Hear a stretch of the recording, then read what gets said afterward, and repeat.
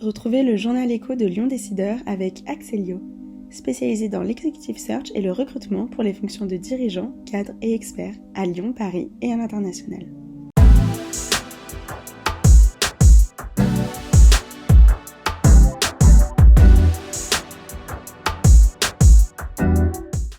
Bonjour et très heureux de vous retrouver dans le journal écho de Lyon Décideur. Un exercice record, une année historique pour la Banque Populaire Auvergne-Rhône-Alpes. Daniel Cariotis, son directeur général, est notre invité dans un instant.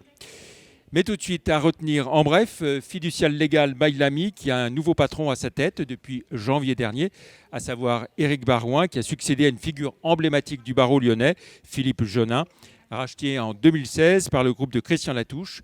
Lamy et associé a été rebaptisé Fiducial Légal by Lamy et fédère près de 70 avocats, dont une douzaine à Paris, et près de 100 collaborateurs, tout compris.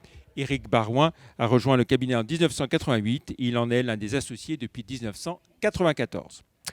Sourcing Force, la start-up lyonnaise spécialisée dans l'externalisation des achats et approvisionnements, avait vu son activité exploser en 2020 en raison du Covid, d'où un recul en 2021.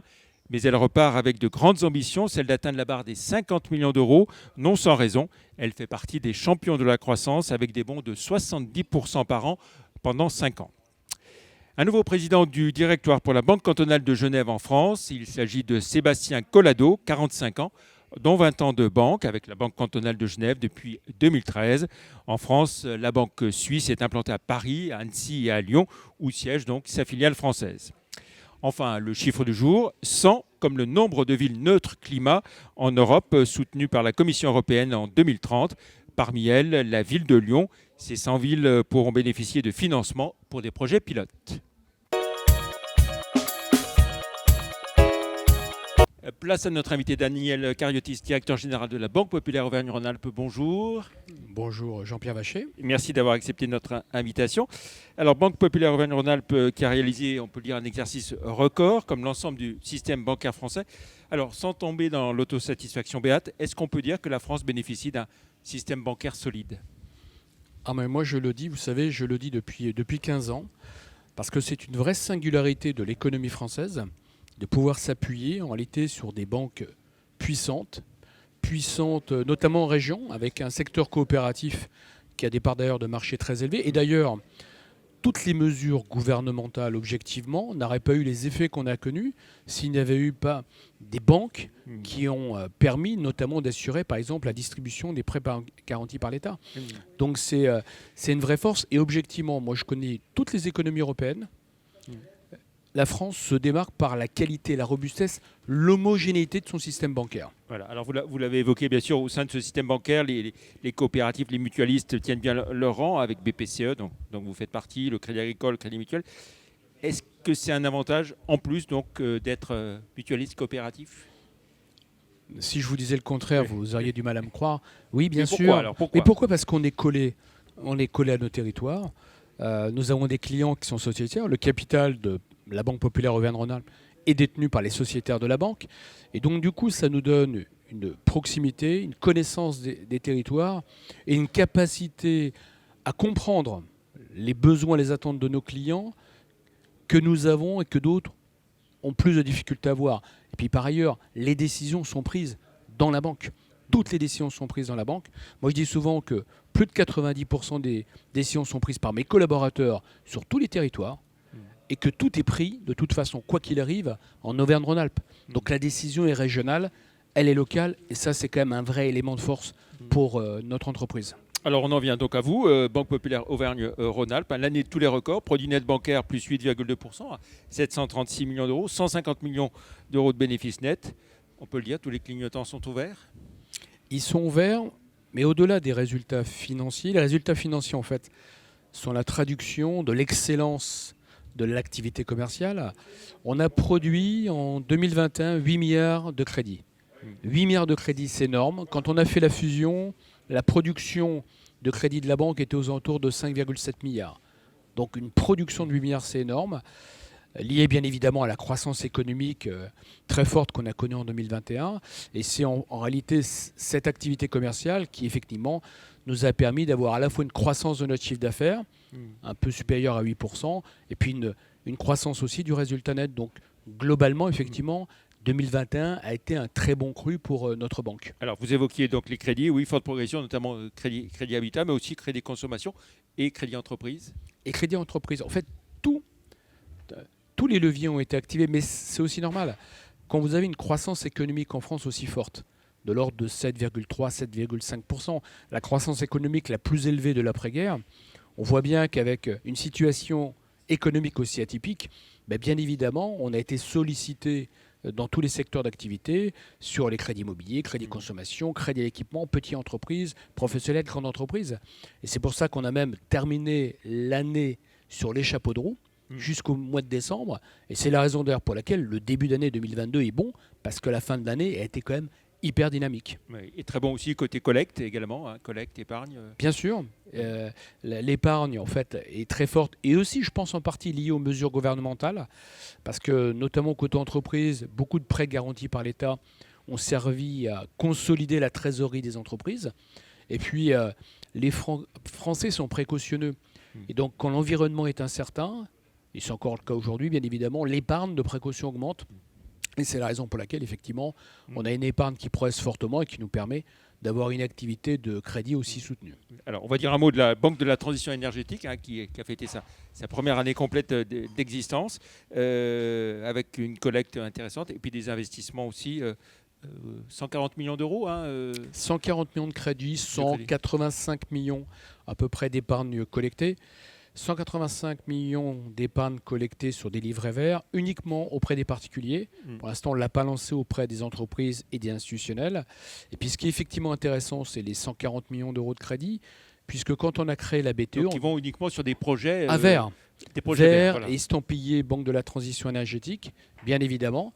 Donc il y a une traçabilité et une transparence, et d'ailleurs qui sera faite à l'ensemble de nos clients qui auront déposé leur argent sur des livrets verts.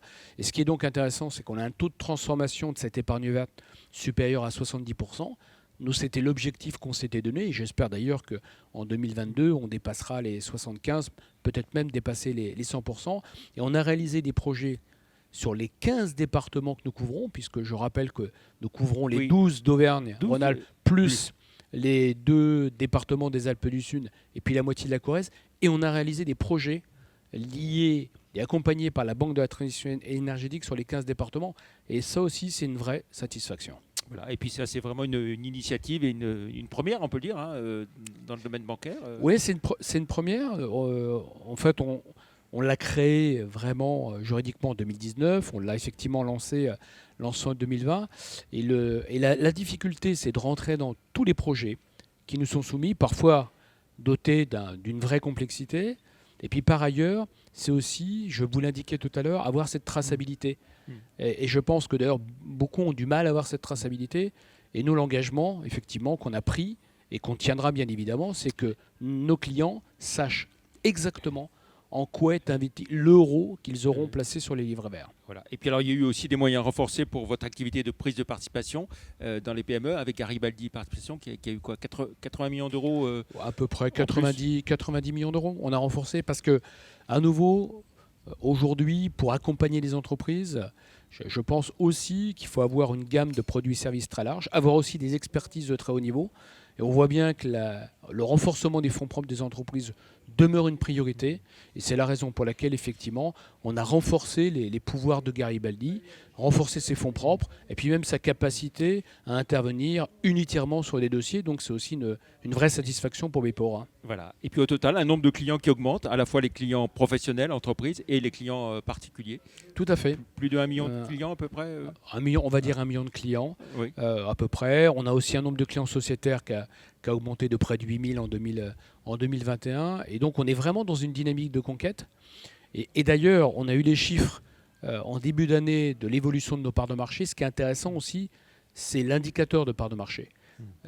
Parce que ça nous permet, nous, de mesurer et de vérifier si la banque marche au même rythme que la concurrence ou pas.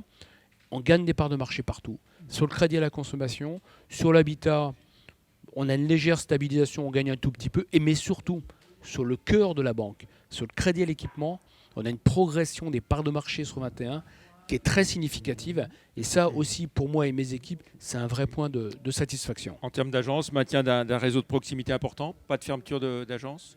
Non, mais on a l'harmonisation que j'avais annoncée a été faite. Après, il peut y avoir des ajustements, mais c'est vraiment pas le sujet. Là, le sujet aujourd'hui, c'est au contraire de faire en sorte, post-Covid, si je puis dire d'ailleurs, c'est d'accompagner nos clients à la fois sur l'appropriation du digital. Le Covid est un accélérateur. On a des clients qui ne connaissaient pas nos applications bancaires, qui connaissent les applications bancaires. On a des clients qui n'utilisaient pas le sans contact, qui l'utilisent. Et en même temps, on a des clients qui sont peu habitués au digital. C'est à nous de les accompagner et même d'aller chez eux pour essayer de mieux connaître, notamment ce qu'ils attendent de notre banque. Voilà. Une banque qui recrute également, hein, donc 3200 collaborateurs en tout et près de 500 recrutements l'an dernier, dont plus d'une centaine d'alternants. Plus d'une centaine, on doit être à peu près 115, 120 alternants. C'est vrai qu'on est un gros recruteur. Et puis, je pense que c'est un sujet. Et c'est un sujet pour toutes les entreprises. C'est une forme de paradoxe, c'est que le chômage en France, globalement, est quand même à un niveau relativement faible. Et en même temps, toutes les entreprises ont des difficultés à recruter. On n'y échappe pas. Donc nous aussi, on a toujours des besoins assez élevés. Et ça sera aussi un des enjeux de ma banque, de continuer à avoir cette capacité à attirer quand même des talents. Donc c'est un sujet, un enjeu pour nous. Et puis pour finir, un mot sur votre nouveau plan stratégique, hein, parce que c'est aussi un nouveau plan stratégique. Oui, Grandir ensemble 2024, fabriqué et conçu par mes collaborateurs, le nom trouvé du plan par une collaboratrice, puisqu'on leur a demandé de nous faire des propositions de nom. Voilà, donc c'est continuer. J'aime bien ce Grandir ensemble, parce que bien évidemment, on a encore, je pense, une capacité à grandir à Bpora qui est extrêmement importante. Et puis le ensemble, parce que dans des environnements difficiles notamment, seul le collectif vous permet de sortir la tête de l'eau. Et je pense que ce nom, ce plan, cette construction est adapté à la situation présente. Voilà. Et puis pour finir, on va quand même dire un mot également de la conjoncture depuis le début de cette année. L'inflation qui repart, remontée des taux d'intérêt, quelles conséquences pour vous ? Pour nous, la première des conséquences, c'est que je dis souvent, on a un coût des matières premières. On l'entend, évidemment, vous-même, vous l'évoquez régulièrement. Le coût de la matière première pour les banques, c'est les taux d'intérêt. Donc quand les taux d'intérêt augmentent, le coût de la matière première des banques augmente. Donc le premier impact pour les banques est négatif, puisque moi j'ai un coût de ressources qui va augmenter.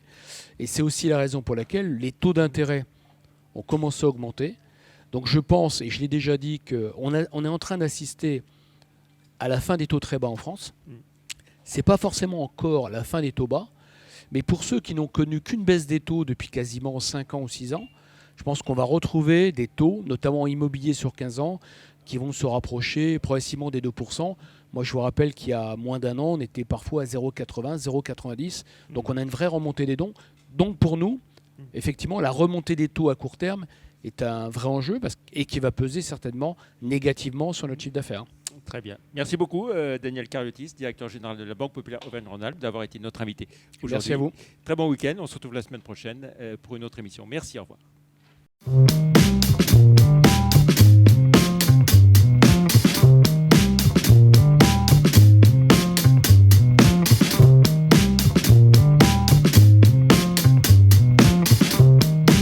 C'était le journal écho de Lyon Décideur avec Axelio, spécialisé dans l'executive search et le recrutement pour les fonctions de dirigeants, cadres et experts à Lyon, Paris et à l'international.